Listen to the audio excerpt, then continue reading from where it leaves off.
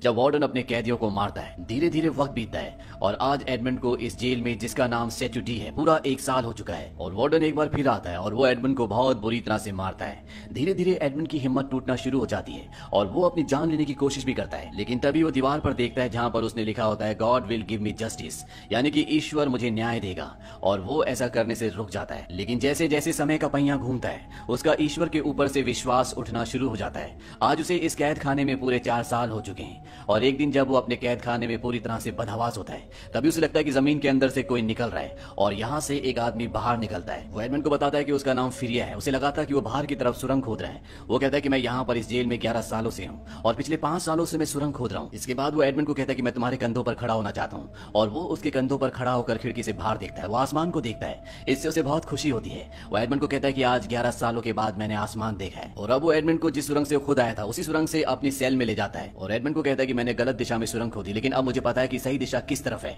और हम दो भी हैं, हम दोनों मिलकर सुरंग खोदेंगे और 8 सालों में हम बाहर जाने का रास्ता निकाल लेंगे। यानी कि इन्हें सुरंग खोदने में पूरे 8 साल लगेंगे और एडमंड को ऑलरेडी यहाँ पर 7 साल हो चुके हैं। एडमंड उसकी बात पर हंसता है। फेरिया से कहता है कि अगर तुम मेरी मदद करोगे तो बदले में मैं तुम्हें एक बेशकीमती चीज दूंगा। जो भी मैंने जिंदगी में सीखा है, साइंस, फिलोसफी, इकोनॉमिक्स, मैथमेटिक्स, वो सब कुछ मैं तुम्हें सिखाऊंगा। और एडमंड अब उसकी हेल्प करने के लिए तैयार हो जाता है। यहाँ पर वो एडमंड को तलवारबाजी करना भी सिखाता है, क्योंकि वो तलवारबाजी में बहुत माहिर होता है। एडमंड को एक दिन में 2 बार अपनी सेल में जाना पड़ता है। एक बार उस वक्त जब टॉयलेट की बकेट लेने के लिए गार्ड आता है और दूसरी बार तब जब वो खाना देने के लिए आता है। और जो भी सुरंग से मिट्टी निकालते हैं वो उसे अपनी टॉयलेट की बकेट में डाल देते हैं ताकि गार्ड उसे ना देखे और उनके वेस्ट मटेरियल के साथ वो डर्ट को, यानी कि मिट्टी को भी बाहर फेंक दे। धीरे धीरे वक्त बीतता है और अब एडमंड हर चीज में कौशल प्राप्त कर रहा होता है। और एक दिन वो बूढ़ा आदमी एडमंड को बताता है कि मैं पहले नेपोलियन की फौज में था, लेकिन मैंने उसकी फौज छोड़ दी और मैं एक अमीर आदमी, जो कि बहुत ही अच्छा इंसान था, उसका सेक्रेटरी बन गया। लेकिन बाद में उसकी मृत्यु हो गई। लोगों का मानना था कि उसके पास बहुत बड़ा खजाना है जो उसने छुपा रखा है और नेपोलियन उस खजाने को चाहता था, इसीलिए मुझे पकड़ लिया गया। वो मुझसे खजाने का राज पूछने लगे, लेकिन मैं किसी खजाने के बारे में कुछ भी नहीं जानता था और तब से मैं यहाँ इस जेल में हूँ। एडमंड उसे अपनी कहानी बताता है। वो कहता है कि पहले मजिस्ट्रेट विलफोर्ड ने मुझे सारे इल्जामों से बरी कर दिया था, लेकिन बाद में उसने मुझे गिरफ्तार करवा दिया। फेरिया कहता है कि उसने अपना फैसला बदला, इसके पीछे जरूर कोई कारण होगा। और एडमंड को याद आता है कि उसने पूछा था कि नेपोलियन का लेटर कौन लेने के लिए आएगा। जवाब में एडमंड ने कहा था मिसियो क्लैरियन, और इनाम सुनने के बाद उसने लेटर को जला दिया था। फेरिया कहता है कि अजीब बात है, देश के खिलाफ विद्रोह के इतने बड़े सबूत को मजिस्ट्रेट ने जला दिया, जरूर इसके पीछे कोई ना कोई वजह होगी।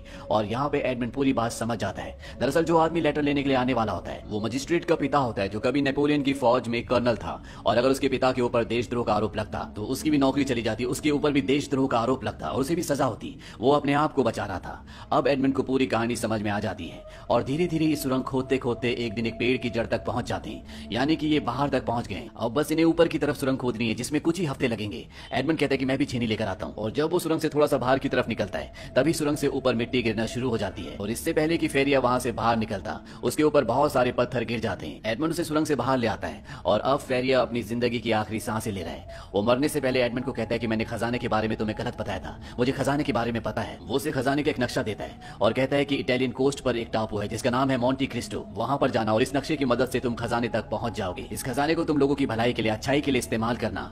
एडमंड कहता है कि अब मैं यहाँ से कभी नहीं निकल सकता, सुरंग पूरी तरह से बंद हो चुकी है। फेरिया कहता है कि कोशिश करते रहना। और इसके बाद उसकी मृत्यु हो जाती है और तभी यहाँ पर गार्ड्स भी आ जाते हैं और गार्ड्स को पता चल जाता है कि फेरिया की मृत्यु हो चुकी है। वो अंदर आते हैं और उस वक्त एडमंड उसी सेल में पत्थर के नीचे जहाँ पर वो सुरंग खोदते थे वहां पर छुपा होता है। सेल के अंदर गार्ड्स फेरिया की बॉडी को एक कवर के अंदर लपेटकर वार्डन को बुलाने के लिए चले जाते हैं। वार्डन यहाँ पर आता है और वो फेरिया की बॉडी को उठाकर यहाँ से ले जाते हैं। दरअसल यहाँ पर मरने वालों की बॉडी को जंजीरों में बांधकर लोहे के साथ ताला लगाकर समंदर में फेंक दिया जाता है। गार्ड्स कहते हैं कि 3 की गिनती में हम इसे समंदर में फेंकेंगे और जैसे वो 3 बोलने वाले होते हैं उस कवर के अंदर से एक हाथ निकलता है, क्योंकि उसके अंदर फेरिया नहीं बल्कि एडमंड होता है। एडमंड ने फेरिया की बॉडी अपनी सेल के अंदर रख दी होती है और खुद इस कवर के अंदर आ गया होता है और एडमंड हाथ निकालकर वार्डन के पास जो चाबी होती है उसे खींच लेता है। वार्डन भी समंदर में गिर जाता है। एडमंड अपने ताले खोलकर जंजीरें खोलकर ऊपर आ जाता है और इससे पहले कि वार्डन यहाँ से भागता, जो उस पर बहुत जुल्म करता था, वो उसे यहीं समंदर में मार देता है और खुद यहाँ से तैरता हुआ एक दूसरे टापू पर पहुंच जाता है। वहां पहुंचकर वो बहुत खुश होता है क्योंकि आज कई सालों के बाद उसने पहली बार आजादी की सांस ली है।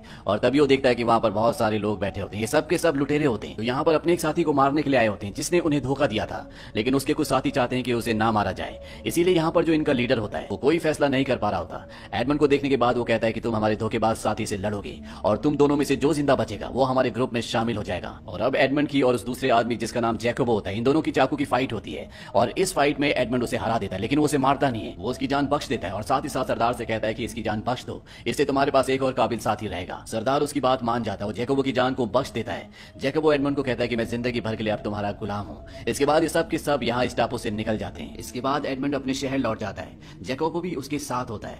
एडमंड एक अपने पुराने जानकार के पास जाता है जो उसे नहीं पहचान पाता, क्योंकि आज 13 साल बाद वो लौटा है, उसका पूरा हुलिया बदल चुका है। एडमंड उस आदमी से कहता है कि मैं एडमंड का दोस्त हूँ, मैं उसके परिवार के बारे में जानना चाहता हूँ।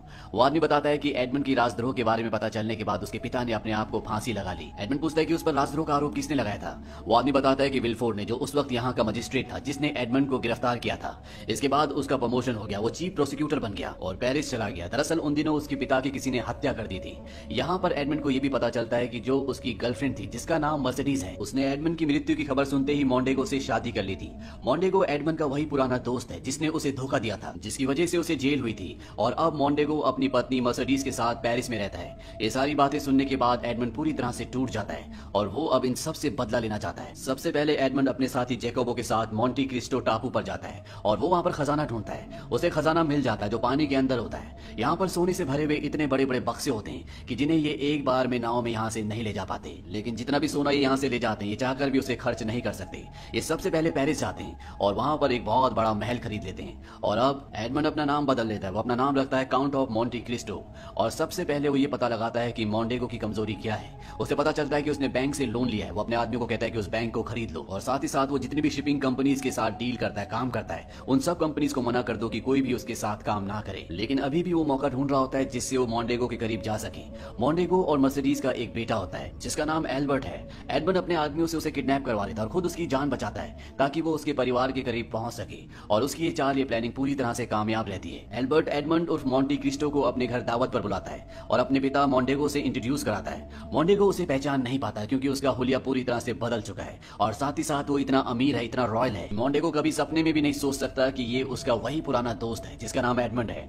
इसके बाद एडमंड यहाँ पर मर्सिडीज से भी मिलता है और जब वो उसके साथ डांस करता है तो मर्सिडीज को भी कुछ जाना पहचाना एहसास होता है, पर वो उसे नहीं पहचान पाती क्योंकि उनके मुताबिक अब एडमंड मर चुका है। लेकिन इसी पार्टी में जब एडमंड अपनी उंगली से अपने बालों को घुमा रहा होता है तो मर्सिडीज ये देख लेती है। दरअसल एडमंड की ये पुरानी आदत होती है और वो पहचान जाती है कि ये एडमंड है। और जब एडमंड घर जा रहा होता है तो वो उसकी बग्गी में पहले से बैठी होती है। वो उसे कहती है मैंने तुम्हें पहचान लिया है, लेकिन एडमंड उसकी बात को एक्सेप्ट नहीं करता। वो कहता है कि जिसके बारे में आप बात कर रही हो वो इंसान मर चुका है। मर्सिडीज कहती है मुझे पता है कि तुम वही हो। वो उसे बताती है कि मुझे मजिस्ट्रेट विलफोर्ड ने बताया था कि तुम्हें फांसी हो चुकी है और इसके बाद मुझे मोंडेगो से शादी करनी पड़ी क्योंकि मेरी मजबूरी थी। लेकिन वो उसकी बात नहीं सुनता और उसे बग्गी से उतार देता है। यहाँ पर एडमंड ने एक और प्लान बनाया होता है। वो मोंडेगो और विलफोर्ड जो कि मजिस्ट्रेट था उसे यकीन दिला देता है कि उसे खजाना मिल चुका है और उसका एक शिपमेंट आ रहा है जिसे पास करवाने के लिए उसे विलफोर्ड की जरूरत है। विलफोर्ड मोंडेगो से कहता है कि हम किसी भी तरह से उस शिपमेंट को हासिल कर सकते हैं और सारा सोना हमारा हो जाएगा।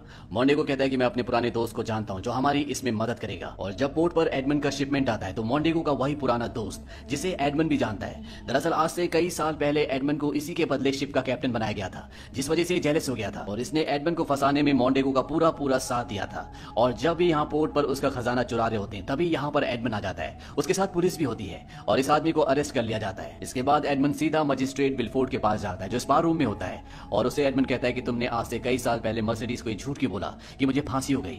विलफोर्ड को कुछ भी समझ में नहीं आता। एडमंड उसे कहता है कि तुमने ऐसा इसलिए किया था कि मोंडेगो की और मर्सिडीज की शादी हो जाए। तुम दोनों ने एक सौदा किया था। तुम अपने पिता से परेशान थे क्योंकि वो नेपोलियन के वफादार थे, वो उनका साथ देना चाहते थे और तुम्हें इस बात का डर था, इसीलिए तुमने मोंडेगो को अपने पिता को मारने के लिए कहा और उसने तुम्हारे पिता का कत्ल कर दिया। विलफोर्ड कहता है कि सच है लेकिन तुम कभी इसे साबित नहीं कर पाओगे और ना ही मोंडेगो कभी इस बात को एक्सेप्ट करेगा। एडमंड कहता है कि हाँ वो तो नहीं करेगा लेकिन तुमने कर लिया। और तभी धुएं के पीछे से पुलिस आती है और वो विलफोर्ड को उसके पिता की हत्या की साजिश में गिरफ्तार कर लेती है। वहीं अब मोंडेगो इस शहर से भागना चाहता है क्योंकि उसके ऊपर कर्ज है, उसके ऊपर धोखेधड़ी के कई सारे मामले हैं और साथ ही साथ अब उसके ऊपर खून का भी इल्जाम है। और वो मर्सिडीज को भी अपने साथ चलने के लिए कहता है। मर्सिडीज कहती है कि नहीं मैं तुम्हारे साथ नहीं आऊंगी। वो कहता है ठीक है तुम मत आओ, मैं और मेरा बेटा यहाँ से चले जाएंगे।